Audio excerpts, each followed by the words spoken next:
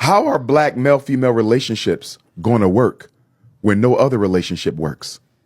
Black churches don't get along. Black men don't get along. Black organizations don't get along. You understand? So we'll pull out the male-female relationship piece and treat it like it's different, but it's just a symptom of the self-hate that the entire community experiences. You understand? You got to heal from the top down, right? We want to fix the family, but we don't want to fix the community. Well, the community is nothing more than a collection of the families. So we need a bottom-up and a top-down solutions approach. So then where do we start in terms of healing relationships between black men and women? Where do we begin? You got to have the conversation, right? All therapy, all counseling begins with the conversation. We don't have enough dialogue as African people. And there's two reasons why we don't have enough dialogue. Number one, we don't own enough spaces where you can bring black people together long enough to have a deep conversation. Think about it. How many places in Toronto that we own, completely owned by blacks, not multicultural, not government, we own it, right? Like Frederick Douglass, Marcus Garvey, we own it, right?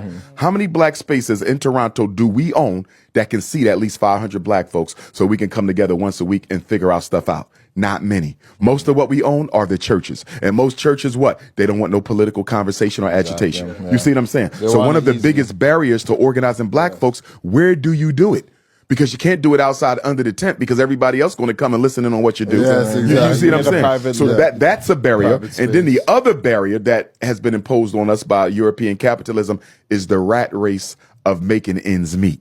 You got to work 3 jobs. You got to work 3 jobs. You got to work 3 jobs and raise the kids. So you never get enough time to dedicate to helping the collective improve because we're so bogged down with all the bureaucratic obligations of the white superstructure. You see that? So keeping us busy with things that essentially don't really matter, but you got to do it to make sure you eat and can pay bills, and then no place to meet at the other time. Look at the other races. They got places to meet, and they have their own self-governing economic structures, right? So they can employ their own, they can empower their own, they can extend wealth to their own. We don't have that. And so when you say, where do we begin? Education and economics.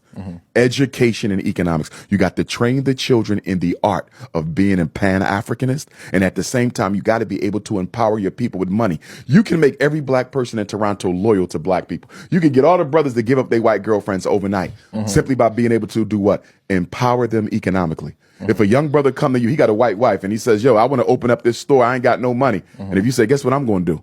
I'm going to do your down payment. I'm going to do your first 6 months rent. But guess what? You got to leave Sally Mae today. Sally Mae's gone. That pale penguin is out.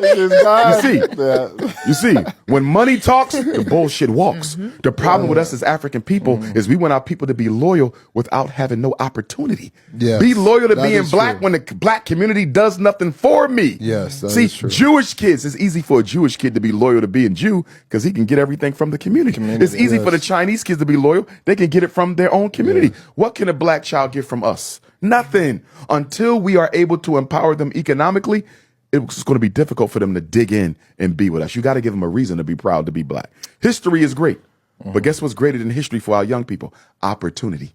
When I go speak in the prisons, the prisons are filled with black men and women who have knowledge of self. They've read more books than we read. You understand? They don't need a Dr. Umar lecture because that's all they've been studying for the past 12 years in jail. So if you are this intelligent, how in the hell did you get into jail? Because despite knowing about the pyramids, despite reading all the Dr. Clark's books, despite watching all the DVDs, I couldn't find a job.